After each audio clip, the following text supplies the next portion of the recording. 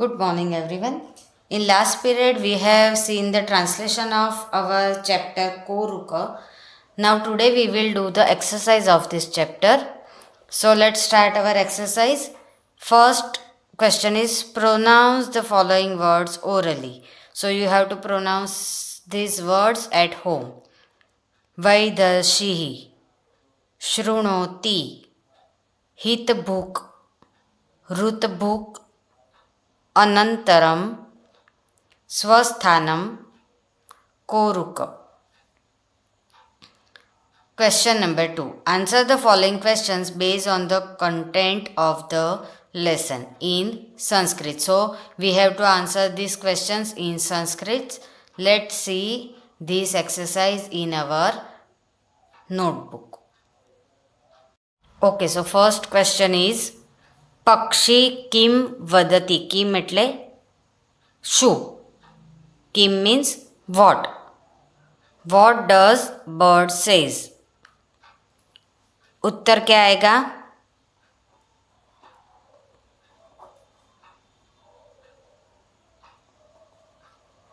पक्षी वदति comma double inverted comma. Why double inverted comma? We will write the same statement or sentence as per the chapter. पक्षी वदति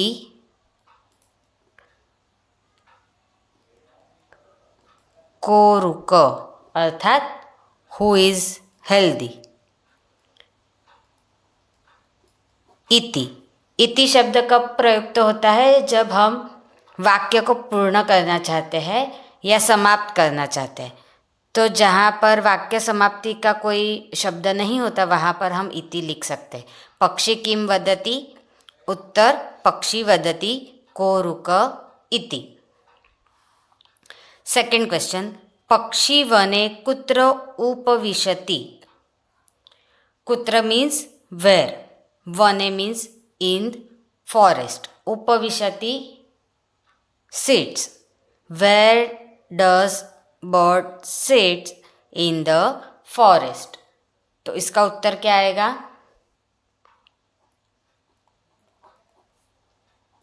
पक्षी वने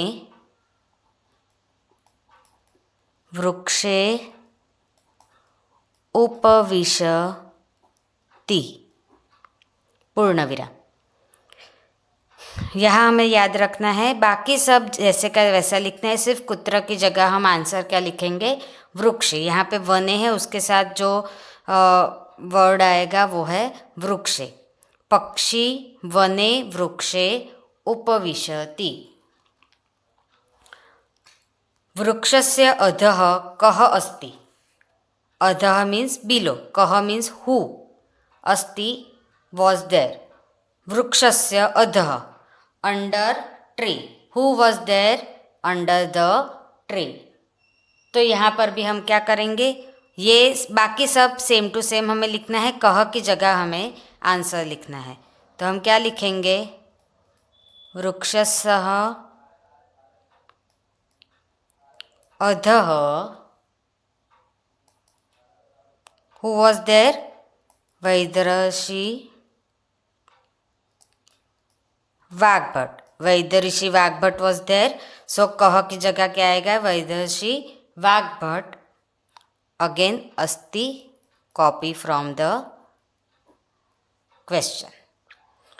तो आपको जब भी संस्कृत में आंसर्स देने हैं तो आपको बाकी सारा question same to same copy करना है. आंसर में सिर्फ कह, कुत्र, किम ऐसे जो प्रश्नवाचक शब्द है उसकी जगह पर आपको आंसर लिखना है. बाकी सब सेम टू सेम कॉपी करना है. फोर्थ क्वेश्चन ऋषि ही किम वदति. What did rishi said. किम मीन्स वॉट, वदति means said, rishi means rishi. What did rishi said. So again what we will write? First we will write ऋषि ही वदति comma inverted comma. We will copy the sentence same to same from the textbook or from the chapter. यह हित भूक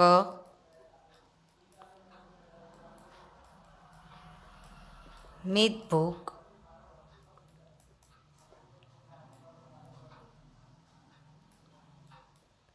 ऋतु भूक अस्ति सह अरुक भवति. Again here we will write iti, means this statement or this sentence he said. तो sentence पूरा करने के लिए हम यहाँ वापस लिखेंगे इति, just like first question answer. संतुष्टः पक्षी कुत्र आगच्छति. कुत्र मीन्स वेर, आगच्छति came. So answer will be संतुष्टः पक्षी. कुत्र की जगह हम लिखेंगे ऋषि समीपम आगच्छति. He came near to rishi. Satisfied bird came near to the rishi. तो यहाँ पर भी आप बच्चों ध्यान से देखो तो हमने बाकी सब same to same copy paste किया है. सिर्फ कुत्र की जगह ऋषि समीपम, ये कुत्र की जगह हमने लिखा है, बाकी सब सेम टू सेम है. तो अगर आप इसी तरीके से याद रख कर लिखोगे तो क्या होगा, आपकी स्पेलिंग मिस्टेक कम होगी. आपने नया वर्ड सिर्फ कौन सा लिखा, ऋषि समीपम, बाकी सब तो कॉपी पेस्ट किया है. तो कॉपी पेस्ट करने में गलती नहीं होनी चाहिए. ठीक है, अब देखते हैं इसके आगे का क्वेश्चन हमारी टेक्स्ट बुक में. Third question, find out the actions verb from the unit. Them write, then here should be then write them in blanks. Follow the illustration. गच्छति, हमें एक्शन वर्ड्स लिखना है, यानी क्रियापद जो होते हैं वह जो क्रिया होने का अनुमान करते दर्शाते हैं वो शब्द जो हमारी इस चैप्टर में है. तो मैं यहाँ लिखती हूँ अस्ति, वदति, भवति,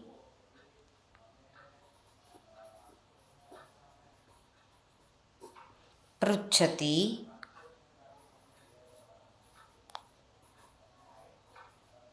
कुर्वन्ति,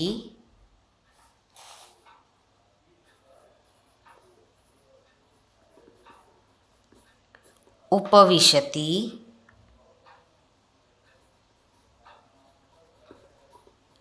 शृणोति, नमति इत्यादि. तो इससे और दूसरे भी बहुत सारे वर्ड्स है जो एक्शन वर्ब्स है. आप वो एक्स्ट्रा वाले भी लिख सकते हो या फिर इतने भी लिखोगे तो भी चलेगा. This you have to write in your notebook. Follow the illustration and frame sentences. उदाहरण, भिक्षुकः डैश गच्छति गृहम.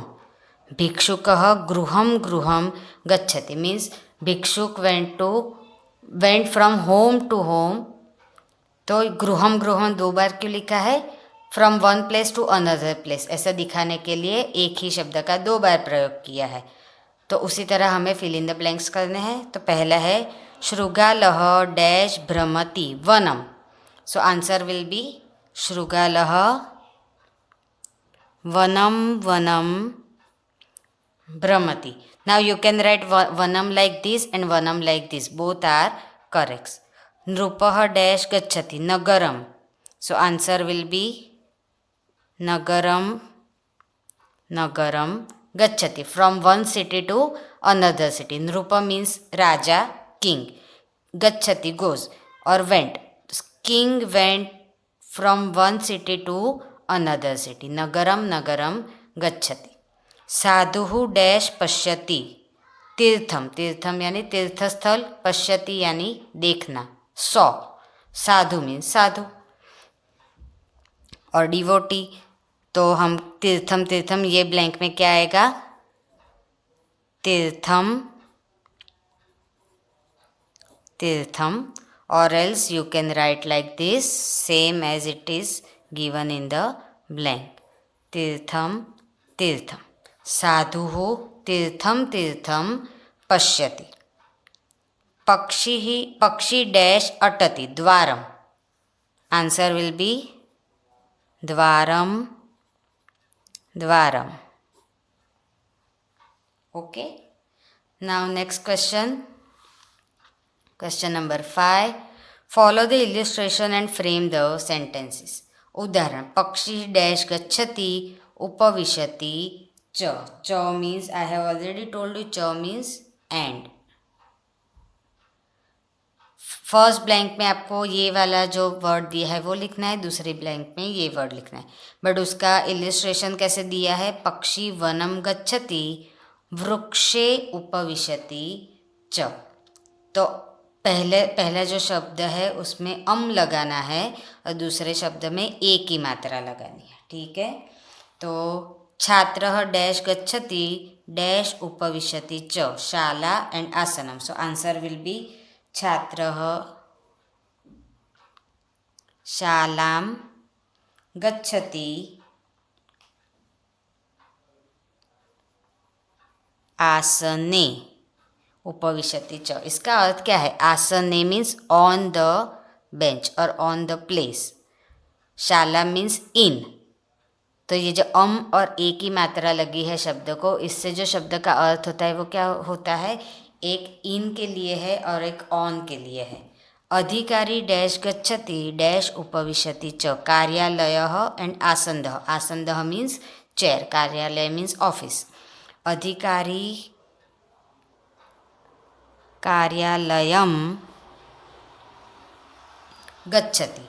अधिकारी वेंट टू ऑफिस. आसन्दे उपविशति च and sat on the chair. So answer will be कार्यालयम एंड आसन्दे. भक्तः डैश गच्छति डैश उपविशति च मंदिरम एंड पूजा स्थानम. भक्तः मंदिरम गच्छति. Bhakt went to temple and च मीन्स एंड पूजा स्थानम. उसका क्या होगा? पूजा स्थाने उपविशति and sat at the puja place और sat at the place for puja. Then सिंहम डैश गच्छति डैश उपविशति च. सिंहम वनम गच्छति. लायन वेंट टू जंगल च एंड वृक्षतलम. सो यहाँ क्या आएगा? वृक्ष तले अंडर द ट्री उपविशति sits. Lion went to jungle and set under the tree. ठीक है. इस क्यों लगाने से ऐसा होता है और एल की मात्रा लगाने से शब्द का ये अर्थ होता है, ये सब चीज़ें हम अब जब आगे और संस्कृत पढ़ेंगे तब सीखेंगे. अभी के लिए आपको उदाहरण में जैसे दिया है वैसे समझकर उस हिसाब से सारे शब्द बनाकर लिख लेने हैं. ठीक है. तो आपको आज की ये सारी एक्सरसाइज आपकी नोटबुक में एक बार अच्छे से लिखनी है. और जिसने अभी तक ट्रांसलेशन नहीं लिखा इस चैप्टर का वो लिख लेना. ट्रांसलेशन के साथ साथ एक्सरसाइज लिख लेना. और इसमें एक एक्टिविटी दी है, draw a picture of a bird, a fox and rishi. If you can do, draw a picture of bird, a fox and rishi in your notebook and name them in Sanskrit. Okay, this is not compulsory. This is you can do if you want, and if your drawing is good and if you have enough time to do this, then I will be happy if you will draw these pictures. Okay, so next period we will start our new lesson. Please mail me your homework properly and do your homework with neat and clean handwriting. Stay home, stay safe. Have a nice day.